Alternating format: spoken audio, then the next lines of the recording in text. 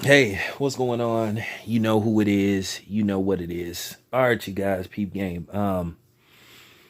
Well, you guys wanted me to do these lengthy videos. You wanted me to make longer videos. I don't usually like to do videos longer than 5 minutes. I try to keep my videos, under 5 minutes, but I don't know how long it's gonna take to get my point across. But I'm gonna talk about this video.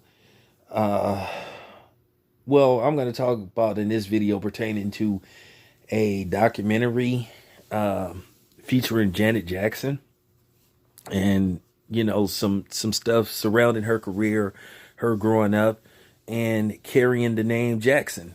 It speaks volumes wherever you go. We know for the most part what the name Jackson means. Especially when you think of the Jacksons out of Gary, Indiana. Now, I saw people rushing to judgment, on Janet Jackson, and I think Janet Jackson, is a cool person. She's always given me that vibe that she's a cool person. She's primarily kept her private life private. So in this documentary, you're gonna see some things. You're gonna learn more about Janet Jackson. Now, I saw, somebody talk about Janet Jackson's career might have been stalled or came to a halt based off what happened with Michael Jackson. And I saw somebody like basically trying to like say that she shouldn't had said that and that she was throwing Michael Jackson under the bus, which I don't think that's the case. At the end of the day, sometimes people have to express how they feel. Just because you're speaking on something doesn't mean that you're throwing somebody under the bus. It could be some truth to it. And also, Janet Jackson is going to talk about how growing up with Michael Jackson, he made fun of her. He called her fat and called her a pig and all that kind of stuff. But keep in mind, Janet Jackson was extremely close to Michael and Randy. And you have to understand something. And I don't think this is set out to demonize Michael Jackson. Look, a lot of us have brothers and sisters. Most of us, especially in the black household, are not only childs. Let's just keep it a buck. We say ignorant shit when we're young, and we don't mean anything by it. And she said that it had a long-term effect on her. On her, um, yeah, she said it had a long-term effect on her. It bothered her, and she developed a low self-esteem, and she had weight issues, which you heard about that behind the scenes. But Janet Jackson, for the most part, she always stayed in shape to me. She still has it. Like, it's not like Janet Jackson is all big and stuff. She's still relatively small. Now, you heard stuff about she had one of her ribs taken out. I don't think she ever confirmed that. Maybe she did, maybe she didn't. But I really felt that she got a raw deal, and I think that people went overboard with what happened at the Super Bowl with the Justin Timberlake thing. She got banned from the Grammys. They were banning her from TV shows and stuff. They were, you know, and she tried to comply. After the incident happened, she immediately apologized, but that wasn't good enough. They just piled on her and just kept piling on her. They kept telling her, "Oh, when you could come to the Grammys, but could you apologize?" And Janet Jackson was like, "Why do I got to come to the Grammys and apologize? I've already said that I'm sorry." So basically, they tell Janet Jackson, "Hey, don't come to the Grammys," And then Justin Timberlake would turn people against him. He took his ass there. He basically left her hanging. He should have, stood tall with her and say, "Well, you know what? If Janet is not invited, if she can't attend, then I won't attend." But he took his ass there anyway, and that's when Justin Timberlake for a minute, he paid a stiff price. People looked at him sideways, and keep in mind, Justin Timberlake was coming off a huge album. He was coming off a huge album, Justified, and, he still had his fan base, but a lot of people looked at him sideways. A lot of people in the hip hop community, for the most part, didn't want to fuck with him. And he got called out by that. Now, there were some people that did work with him, and there were some that was like, nah, man, fuck Justin Timberlake. And I kind of said that because I thought that was weak, and I thought he was being a coward. Now, he's since then, about maybe 2 years ago, finally apologized to Janet Jackson for leaving her hanging. But it's like, bruh, it's like well over 10 years, and now all of a sudden you realize you left her hanging. Like, dude. And like I said, Justin Timberlake, what he did was the biggest bitch move I ever seen. I mean, sniveling coward, what he did. And I do think they was trying to bring Janet Jackson to her knees. But I think they was looking for something. Keep in mind, Janet Jackson from 1986 to pretty much the mid 90s, Janet was that chick. She was that chick. She was the one.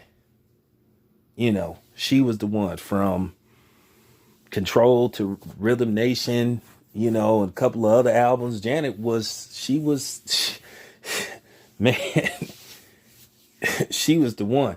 And the funny thing about the whole Janet Jackson thing with Control, the funny part is Control was Janet Jackson's debut album. I think Control was Janet Jackson's third or fourth album. She had made 2 previous albums that flopped.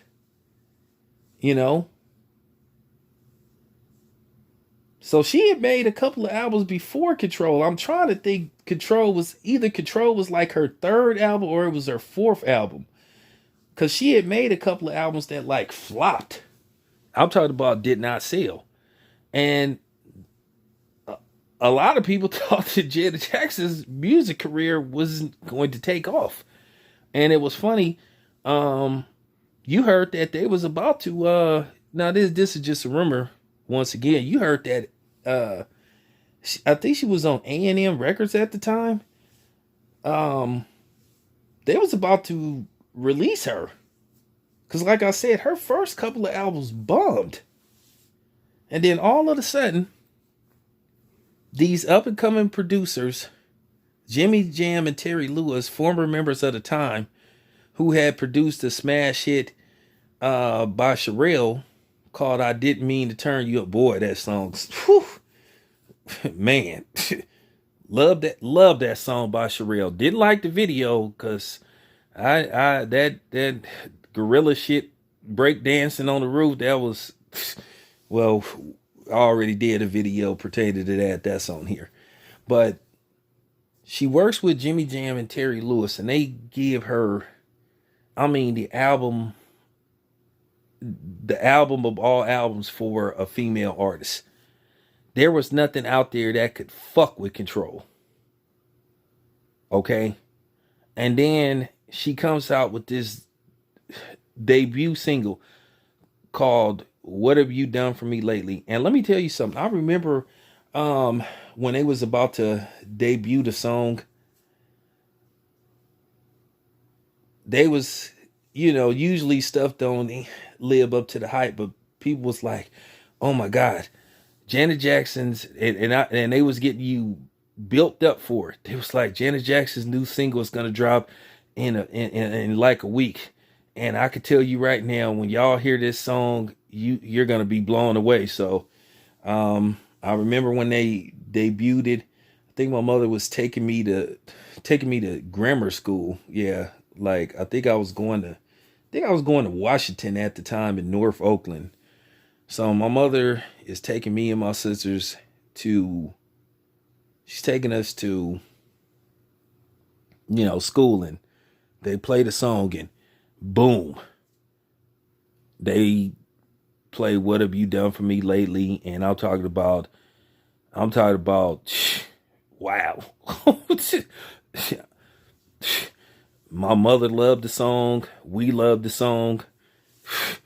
Me and I gotta be like maybe, man, how old was I? I gotta be like maybe 11, maybe 11. I think that album came out in like 86, or I'm 11 going on 12 because my birthday is in September. And I was, wow, amazing. Shit. And it just took off from there. And Janet Jackson, she was the one. She was the one.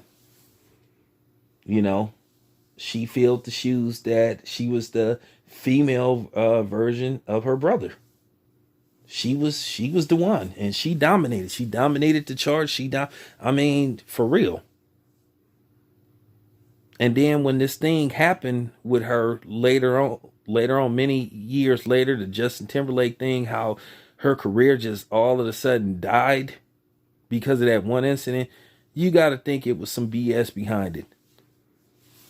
Because I do think it's some truth to that, what she was saying about what happened with her brother. She's not throwing her brother under the bus, and people got to understand that. We can't always be piling on people and thinking somebody is throwing somebody under the bus, and this is what she thinks, and she has a right to speak on that. She didn't say, hey, my brother messed up my career, fuck him, and that type of shit. She's not saying that, but she's giving you guys an inside look and perspective of what she think played a role in her career, like dwindling. So, that's pretty much it. Because I was a big Janet Jackson fan, and I still like Janet Jackson. Yeah. And at age 50, I don't know how old she is, she still looks very good. You know?